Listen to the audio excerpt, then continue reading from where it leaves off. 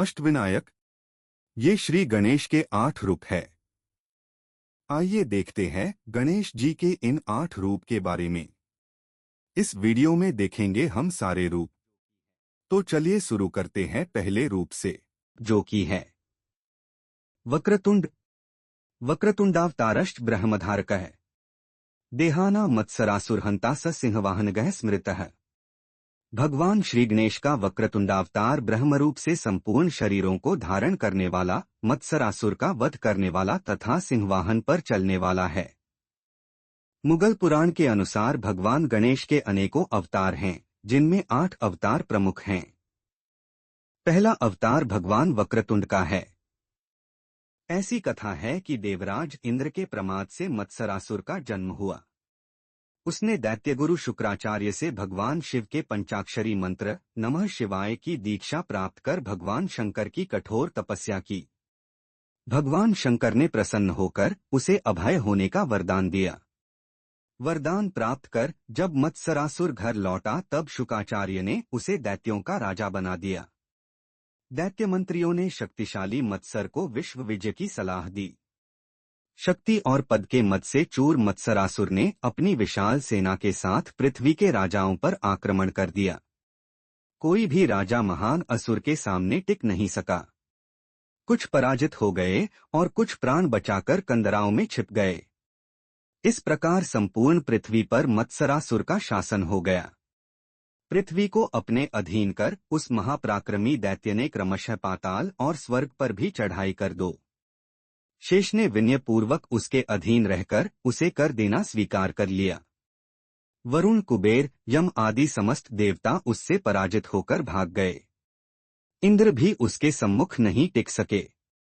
मत्सरासुर स्वर्ग का भी सम्राट हो गया। असुरों से दुहखी देवता ब्रह्मा और भगवान विष्णु को साथ लेकर कैलाश पहुंचे। उन्होंने भगवान शंकर को दैत्यों के अत्याचार का सारा समाचार सुनाया। भगवान शंकर ने मत्सरासुर के इस दुष्कर्म की घोर निंदा की। यह समाचार सुनकर मत्सरासुर ने कैलाश पर भी आक्रमण कर दिया। भगवान शिव से उसका घोर युद्ध हुआ, परंतु त्रिपुरारी भगवान शिव भी उसके समक्ष नहीं ठहर सके। उसने उन्हें भी कठोर पाश में बांध लिया और कैलाश का स्वामी बनकर वहीं रहने लगा। चारों तरफ दैत्यों का अत्याचार होने लगा। दुखी देवताओं के सामने मत्सरासुर के विनाश का कोई मार्ग नहीं बचा। वे अत्यंत चिंतित और दुर्बल हो रहे थे। उसी समय वहां भगवान दत्तात्रेय पहुंचे। उन्होंने देवताओं को वक्रतुंड के एकाक्षरी मंत्र गं का उपदेश दिया। समस्त देवता भगवान वक्रतुंड के ध्यान के साथ एकाक्षरी मंत्र का जप करने लगे। उनकी आराधना से संतुष्ट होकर तत्काल फलदाता वक्रतुंड प्रकट हुए। उन्होंने देवताओं से कहा, आप लोग निश्चिंत हो जाएं। मैं मत्सरासुर के गर्व को चूर चूर कर दूंगा। भगवान वक्रतुंड ने अपने असंख्य गणों के साथ मत्सरासुर के नगर को चारों तरफ से घेर लिया। भयंकर युद्ध छिड़ गया। 5 दिनों तक लगातार युद्ध चलता रहा। मत्सरासुर के सुंदरप्रिय एवं विषप्रिय नामक 2 पुत्र थे। वक्रतुंड के 2 गणों ने उन्हें मार डाला। पुत्रवध से व्याकुल मत्सरासुर रणभूमि में उपस्थित हुआ। वहां उसने भगवान वक्रतुंड को तमाम अपशब्द कहे। भगवान वक्रतुंड ने प्रभावशाली स्वर में कहा, यदि तुझे प्राणप्रिय हैं तो शस्त्र रखकर मेरी शरण में आ जा, नहीं तो निश्चित मारा जाएगा। वक्रतुंड के भयानक रूप को देखकर मत्सरासुर अत्यंत व्याकुल हो गया। उसकी सारी शक्ति क्षीण हो गई। भय के मारे वह कौंपने लगा तथा विनयपूर्वक वक्रतुंड की स्तुति करने लगा। उसकी प्रार्थना से संतुष्ट होकर दयामय वक्रतुंड ने उसे अभय प्रदान करते हुए अपनी भक्ति का वरदान दिया तथा शांत जीवन बिताने के लिए पाताल जाने का आदेश दिया। मत्सरासुर से निश्चिंत होकर देवगण वक्रतुंड की स्तुति करने लगे। देवताओं को स्वतंत्र कर प्रभु वक्रतुंड ने उन्हें भी अपनी भक्ति प्रदान की। इस वीडियो में देखेंगे हम दूसरा रूप, जो कि है एकदंत। एकदंतावतारी वै देहिना ब्रह्मधारकः मदासुरस्य हंता स आखुवाहनगः स्मृतः। भगवान गणेश का एकदंतावतार देही ब्रह्म का धारक है। वह मदासुर का वध करने वाला है। उसका वाहन मूषक बताया गया है। मदासुर नाम का एक बलवान पराक्रमी दैत्य था। वह महर्षि च्यवन का पुत्र था। एक बार वह अपने पिता से आज्ञा लेकर दैत्य गुरु शुक्राचार्य के पास गया। उसने शुक्राचार्य से कहा कि आप मुझे कृपापूर्वक अपना शिष्य बना लें। मैं संपूर्ण ब्रह्मांड का स्वामी बनना चाहता हूँ। आप मेरी इच्छा पूरी करने के लिए मेरा उचित मार्गदर्शन करें। शुक्राचार्य ने संतुष्ट होकर उसे अपना शिष्य बना लिया। सर्वज्ञ आचार्य ने उसे विधिसहित एकाक्षरी ह्री शक्ति मंत्र दिया। मदासुर अपने गुरुदेव के चरणों में प्रणाम कर जंगल में तप करने के लिए चला गया। उसने भगवती का ध्यान करते हुए हजारों वर्षों तक कठोर तप किया, यहाँ तक कि उसका शरीर दीमकों की बाबी बन गया। उसके चारों ओर वृक्ष उग गए और लताएं फैल गईं। उसके कठोर तप से प्रसन्न होकर भगवती प्रकट हुई। माताजी ने उसे निरोग रहने तथा निष्कंटक संपूर्ण ब्रह्मांड का राज्य प्राप्त होने का वरदान दिया। मदासुर ने पहले संपूर्ण धरती पर अपना साम्राज्य स्थापित किया, फिर स्वर्ग पर चढ़ाई की। इंद्रादि देवताओं को जीतकर वह स्वर्ग का भी शासक बन बैठा। उसने प्रमदासुर की कन्या सालसा से विवाह किया। उससे उसे 3 पुत्र हुए। उसने शूलपाणी भगवान शिव को भी पराजित कर दिया। सर्वत्र असुरों का क्रूरतम शासन चलने लगा। पृथ्वी पर समस्त धर्म कर्म लुप्त हो गए। देवताओं एवं मुनियों के दुहक की सीमा न रही। सर्वत्र हाहाकार मच गया। चिंतित देवता सनत कुमार के पास गए तथा उनसे उस असुर के विनाश एवं धर्मस्थापना का उपाय पूछा। सनत कुमार ने कहा, देवगण, आप लोग श्रद्धा भक्ति पूर्वक भगवान एकदंत की उपासना करें। वे संतुष्ट होकर अवश्य ही आप लोगों का मनोरथ पूर्ण करेंगे। महर्षि के उपदेशानुसार देवगण एकदंत की उपासना करने लगे।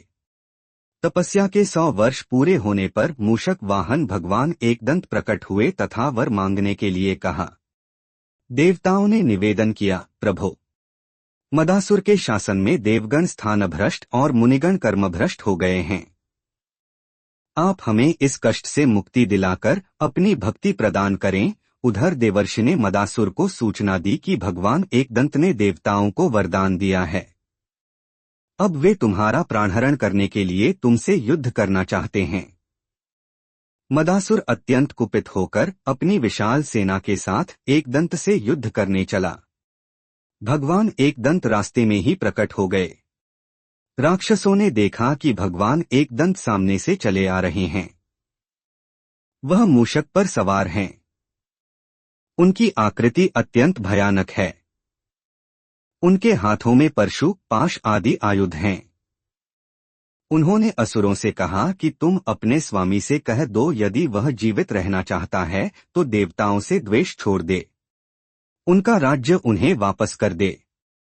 अगर वह ऐसा नहीं करता है तो मैं निश्चित ही उसका वध करूंगा। महाक्रूर मदासुर युद्ध के लिए तैयार हो गया। जैसे ही उसने अपने धनुष पर बाण चढ़ाना चाहा कि भगवान एकदंत का तीव्र परशु उसे लगा और वह बेहोश होकर गिर गया। बेहोशी टूटने पर मदासुर समझ गया कि यह सर्वसमर्थ परमात्मा ही हैं। उसने हाथ जोड़कर स्तुति करते हुए कहा कि प्रभु, आप मुझे क्षमा कर अपनी दृढ़ भक्ति प्रदान करें। एकदंत ने प्रसन्न होकर कहा कि जहां मेरी पूजा आराधना हो वहां तुम कदापि मत जाना।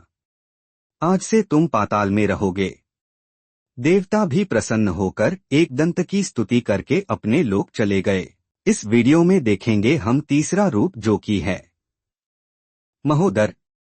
महोदर इति ख्यातो ज्ञानब्रह्म प्रकाशकः महासुरस्य शत्रुर्वे आखुवाहनगः स्मृतः। भगवान श्री गणेश का महोदर नाम से विख्यात अवतार ज्ञान ब्रह्म का प्रकाशक है। उन्हें महासुर का विनाशक तथा उनका मूषक वाहन बताया गया है। दैत्य गुरु शुक्राचार्य के एक शिष्य का नाम मोहासुर था। उनके आदेश से मोहासुर ने भगवान सूर्य की आराधना की। उसकी कठोर तपस्या से भगवान सूर्य प्रसन्न हो गए। उन्होंने मोहासुर को सर्वत्र विजयी होने का वरदान दिया। वर से संतुष्ट होकर असुर अपने स्थान पर लौटा। शुक्राचार्य ने उसका दैत्यराज के पद पर अभिषेक किया। उसके बाद अपने प्रबल पराक्रम से उसने तीनों लोकों पर अधिकार कर लिया। देवता और मुनि पहाड़ों एवं जंगलों में छिप गए। चारों तरफ से निश्चिंत होकर मोहासुर अपनी पत्नी मदिरा के साथ सुखपूर्वक यौवन व्यतीत करने लगा। वर्णाश्रम धर्म, सत्कर्म, यज्ञ, तप आदि सब नष्ट हो गए। दुहखी देवता ऋषियों के साथ भगवान सूर्य के पास गए तथा इस भयानक विपत्ति से मुक्ति का उपाय पूछा। भगवान सूर्य ने उन्हें एकाक्षर मंत्र देकर भगवान गणेश को प्रसन्न करने की प्रेरणा दी। देवता और मुनिगण श्रद्धा भक्तिपूर्वक भगवान महोदर की उपासना करने लगे। उनकी तपस्या से संतुष्ट होकर भगवान महोदर प्रकट हुए। देवताओं और मुनियों ने अत्यंत आर्त होकर महोदर की स्तुति की। भगवान महोदर ने कहा कि मैं मोहासुर का वध करूंगा, आप लोग निश्चिंत हो जाएं। ऐसा कहकर मूषक पर सवार भगवान महोदर मोहासुर से युद्ध करने के लिए चल दिए। यह समाचार देवर्षि नारद ने मोहासुर को दिया तथा अनंत पराक्रमी समर्थ महोदर का स्वरूप भी उसे समझाया। दैत्य गुरु शुक्राचार्य ने भी उसे भगवान महोदर की शरण लेने का शुभ परामर्श दिया। उसी समय भगवान महोदर का दूत बनकर भगवान विष्णु मोहासुर के पास गए। उन्होंने मोहासुर से कहा, तुम्हें अनंत शक्ति संपन्न भगवान महोदर से मित्रता कर लेनी चाहिए, इसी में तुम्हारा कल्याण है।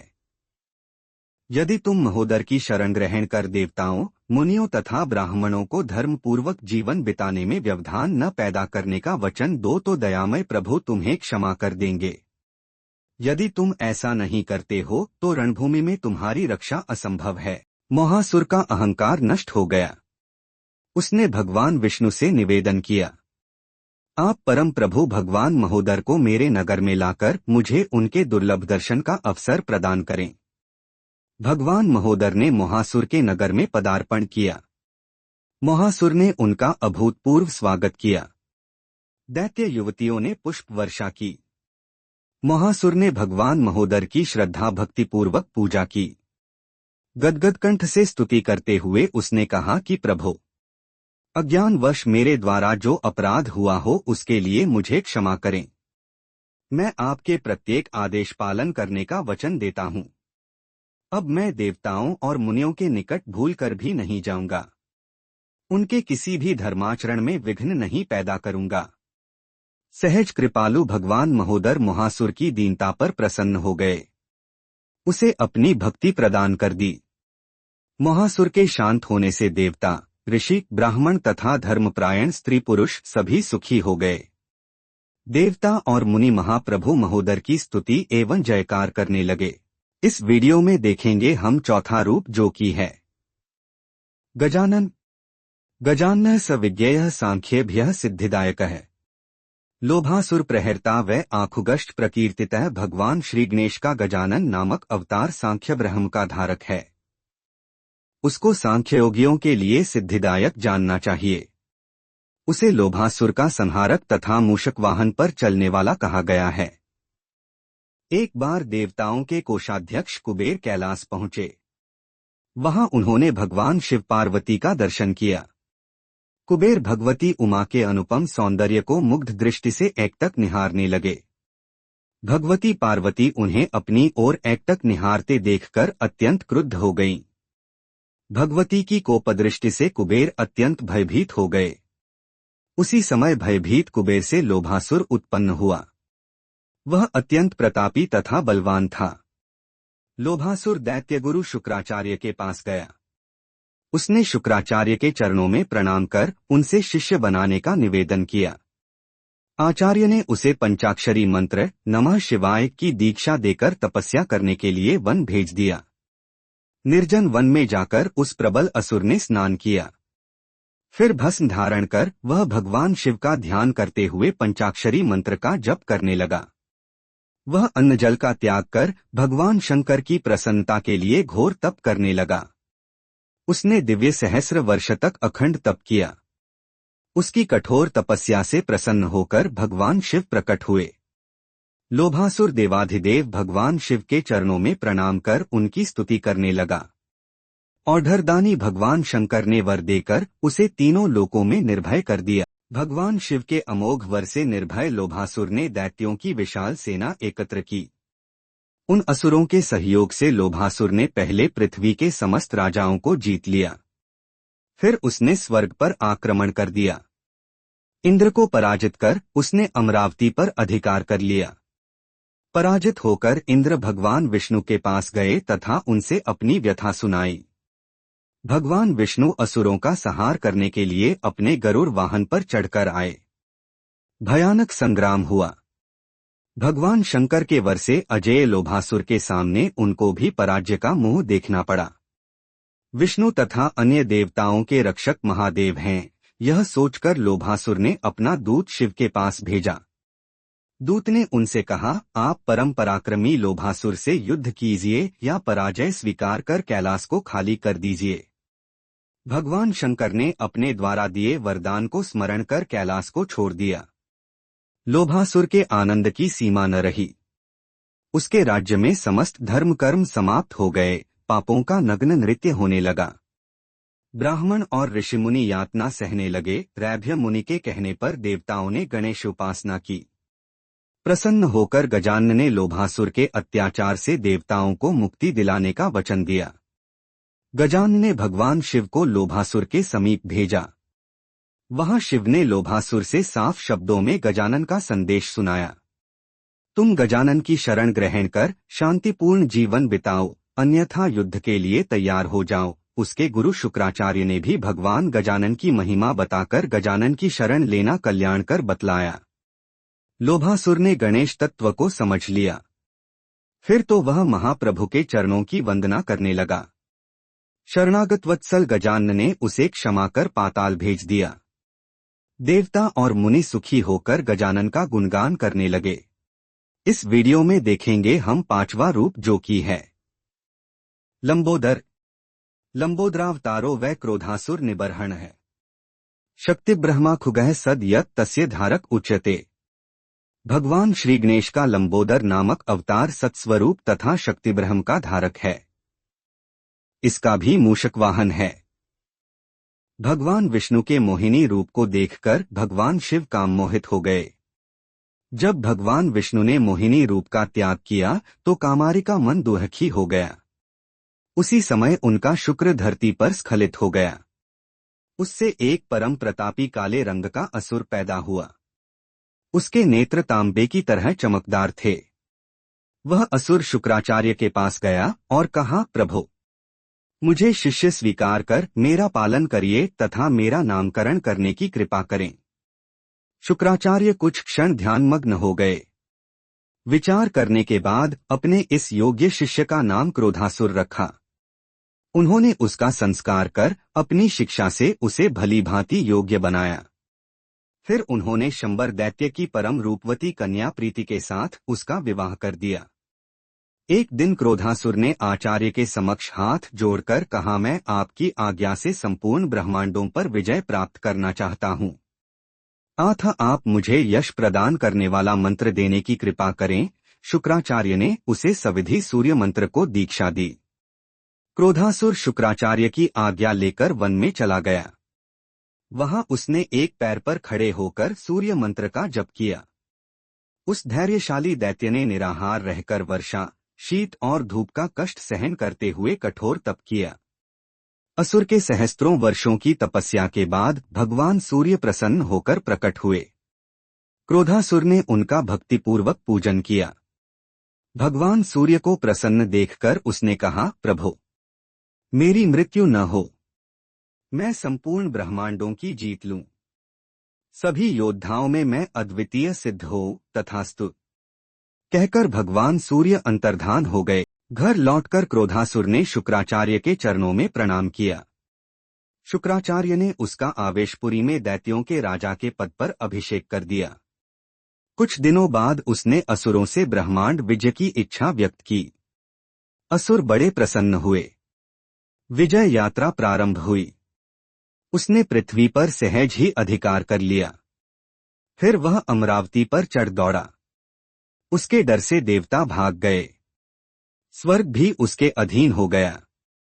इसी प्रकार बैकुष्ठ और कैलाश पर भी उस महादैत्य का राज्य स्थापित हो गया।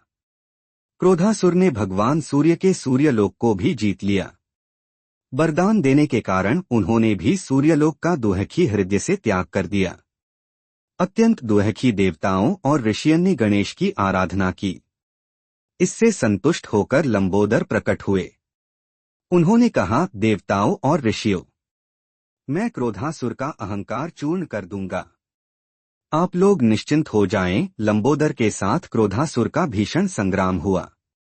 देवगण भी असुरों का संहार करने लगे। क्रोधासुर के बड़े बड़े योद्धा समरभूमि में आहत होकर गिर पड़े।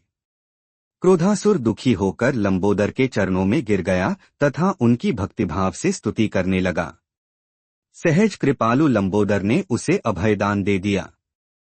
क्रोधासुर भगवान लंबोदर का आशीर्वाद और भक्ति प्राप्त कर शांत जीवन बिताने के लिए पाताल चला गया। देवता अभय और प्रसन्न होकर भगवान लंबोदर का गुणगान करने लगे। इस वीडियो में देखेंगे हम छठा रूप, जो कि है विकट। विकटो नाम विख्यातः कामासुर विदाहकः मयूरवाहनश्चायन सौर ब्रह्मधरः स्मृतः। भगवान श्री गणेश का विकट नामक प्रसिद्ध अवतार कामासुर का संहारक है। वह मयूर वाहन एवं सौर ब्रह्म का धारक माना गया है। भगवान विष्णु जब जालंधर के वध हेतु वृंदा का तप नष्ट करने गए थे, उसी समय उनके शुक्र से अत्यंत तेजस्वी कामासुर पैदा हुआ। कामासुर दैत्यगुरु शुक्राचार्य से दीक्षा प्राप्त कर तपस्या के लिए वन में गया। वहां उसने पंचाक्षरी मंत्र का जप करते हुए कठोर तपस्या प्रारंभ की। भगवान शिव की प्रसन्नता के लिए उसने अन्न जल का त्याग कर दिया।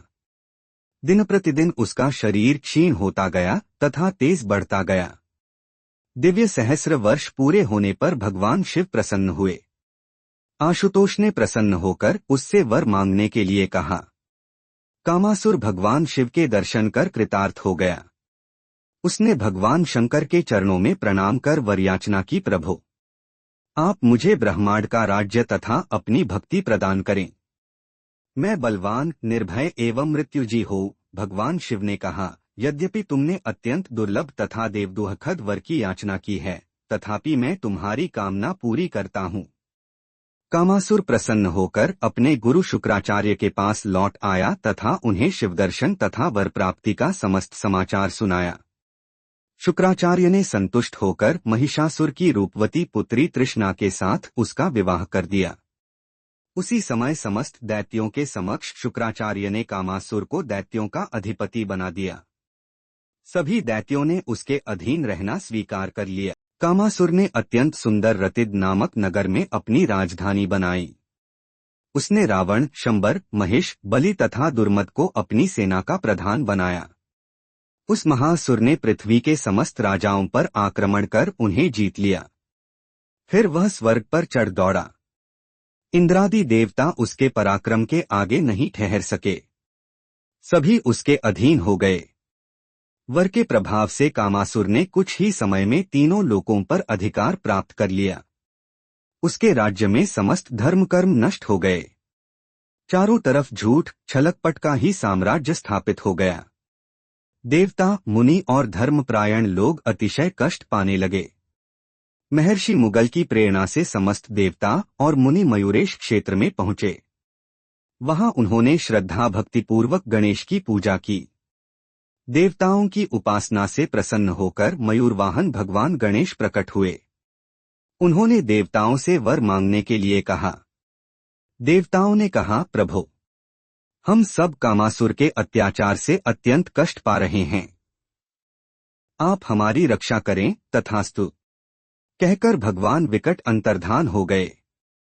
मयूरवाहन भगवान विकट ने देवताओं के साथ कामासुर के नगर को घेर लिया। कामासुर भी दैत्यों के साथ बाहर आया। भयानक युद्ध होने लगा। उस भीषण युद्ध में कामासुर के 2 पुत्र शोषण और दुष्पूर मारे गए। भगवान विकट ने कामासुर से कहा, तूने शिववर के प्रभाव से बड़ा अधर्म किया है। यदि तू जीवित रहना चाहता है तो देवताओं से द्रोह छोड़कर मेरी शरण में आ जा, अन्यथा तुम्हारी मौत निश्चित है। कामासुर ने क्रोधित होकर अपनी भयानक गदा भगवान विकट पर फेंकी। वह गदा भगवान विकट का स्पर्श किए बिना पृथ्वी पर गिर पड़ी। कामासुर मूर्छित हो गया। उसके शरीर की सारी शक्ति जाती रही। उसने सोचा, इस अद्भुत देव ने जब बिना शस्त्र के मेरी ऐसी दुर्दशा कर दी, तब शस्त्र उठाएगा तो क्या होगा। वह अंत में भगवान विकट की शरण में आ गया। मयूरेश ने उसे क्षमा कर दिया। देवता और मुनि भयमुक्त हो गए। सर्वत्र भगवान विकट की जयकार होने लगी। इस वीडियो में देखेंगे हम 7वां रूप, जो कि है विघ्नराज। विघ्नराजावतारश्च शेषवाहन उच्यते। ममतासुर हंता स विष्णु ब्रह्मेति वाचकः। भगवान श्री गणेश का विघ्नराज नामक अवतार विष्णु ब्रह्म का वाचक है। वह शेषवाहन पर चलने वाला तथा ममतासुर का संहारक है। एक बार की बात है, भगवती पार्वती अपनी सखियों से बात करती हुई हंस पड़ी। उनके हास्य से एक पुरुष का जन्म हुआ। वह देखते ही देखते पर्वताकार हो गया। पार्वती जी ने उसका नाम ममतासुर रखा। उन्होंने उससे कहा कि तुम जाकर गणेश का स्मरण करो, उनके स्मरण से तुम्हें सब कुछ प्राप्त हो जाएगा। माता पार्वती ने उसे गणेश जी का षडक्षर वक्रतुंडाय हुम मंत्र प्रदान किया। ममतासुर माता के चरणों में प्रणाम कर वन में तप करने चला गया। वहां उसकी शंबरासुर से भेंट हुई। उसने ममतासुर को समस्त आसुरी विद्याएं सिखा दीं। उन विद्याओं के अभ्यास से ममतासुर को सारी आसुरी शक्तियां प्राप्त हो गईं। इसके बाद शंबरासुर ने उसे विश्वराज की उपासना की प्रेरणा दी। ममतासुर वहीं बैठकर कठोर तप करने लगा। वह केवल वायु पर रहकर विघ्नराज का ध्यान तथा जप करता था। इस प्रकार उसे तप करते हुए दिव्य सहस्र वर्ष बीत गए। प्रसन्न होकर गणनाथ प्रकट हुए। ममतासुर ने विघ्नराज के चरणों में प्रणाम कर भक्तिपूर्वक उनकी पूजा की। इसके बाद उसने कहा, प्रभो, यदि आप मुझ पर प्रसन्न हैं तो मुझे ब्रह्मांड का राज्य प्रदान करें। युद्ध में मेरे सम्मुख कभी कोई विघ्न न हो। मैं भगवान शिव आदि के लिए भी सदैव अजय रहूं। भगवान विघ्नराज ने कहा, दैत्यराज, तुमने दुस्साध्य वर की याचना की है, फिर भी मैं उसे पूरा करूंगा। वर प्राप्त कर ममतासुर पहले शंबर के घर गया। वर प्राप्ति का समाचार जानकर वह परम प्रसन्न हुआ। उसने अपनी रूपवती पुत्री मोहिनी का विवाह ममतासुर से कर दिया। यह समाचार जब शुक्राचार्य को मिला तो उन्होंने धूमधाम से ममतासुर को दैत्यों का राजा बना दिया। एक दिन ममतासुर ने शुक्राचार्य से अपनी विश्वविद्या की इच्छा व्यक्त की। शुक्राचार्य ने कहा, राजन, तुम दिग्विजय तो करो, लेकिन विघ्नेश्वर का विरोध कभी मत करना। विघ्नराज की कृपा से हो तुम्हें इस शक्ति और वैभव की प्राप्ति हुई है। इसके बाद ममतासुर ने अपने पराक्रमी सैनिकों द्वारा पृथ्वी और पाताल को जीत लिया। फिर स्वर्ग पर आक्रमण कर दिया। इंद्र से उसका भीषण संग्राम हुआ। रक्त की सरिता बह चली, परंतु बलवान असुरों के सामने देवगण न टिक सके। स्वर्ग ममतासुर के अधीन हो गया। युद्ध क्षेत्र में उसने भगवान विष्णु और शिव को भी पराजित कर दिया। संपूर्ण ब्रह्मांड पर ममतासुर शासन करने लगा। देवताओं को बंदी गृह में डाल दिया गया। धर्माचरण का नाम भी लेने वाला कोई न रहा। सभी देवताओं ने कष्ट निवारण के लिए विघ्नराज की पूजा की। 1 वर्ष की कठोर तपस्या के बाद भगवान विघ्नराज प्रकट हुए।